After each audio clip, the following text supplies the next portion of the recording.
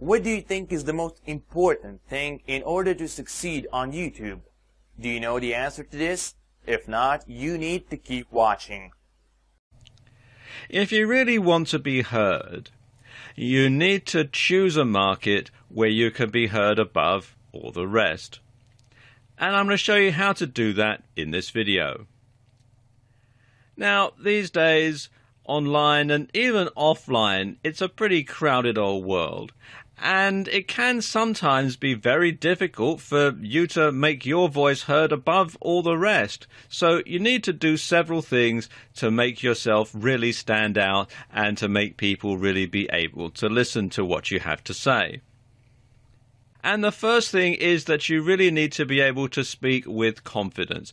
And I mean that in both a literal and a metaphorical sense. You want to be able to speak confidently, and you also want to be able to be confident in what you're talking about. So you want to look at your personal strengths. And by that I mean things that you're good at and things that you've done in the past. And this can be in your work, or it can also be in your personal life. Now, let me give you some examples. For instance, in your work life, did you run a business, or do you still run a business, or a department within a business? Did you sell a product? Have you made money from investments? Have you made money online? Have you designed websites or apps? Well, of course, lots of people haven't done any of those things. So if you've done it and you've done it successfully, then that's something that you can talk about with confidence and with authority. What about in your personal life? Have you been involved in a happy, loving relationship? Do you play sports? Did you lose weight? Can you play a musical instrument?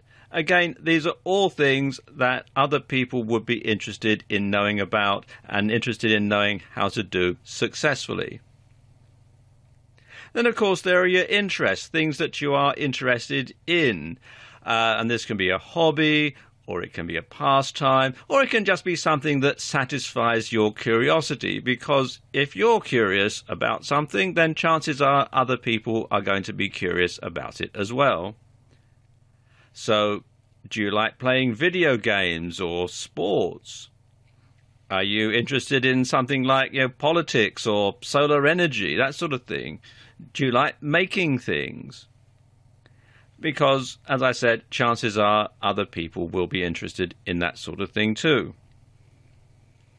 So, what you should do is to make a list of all your achievements in life, in your work life, in your personal life, everything like that.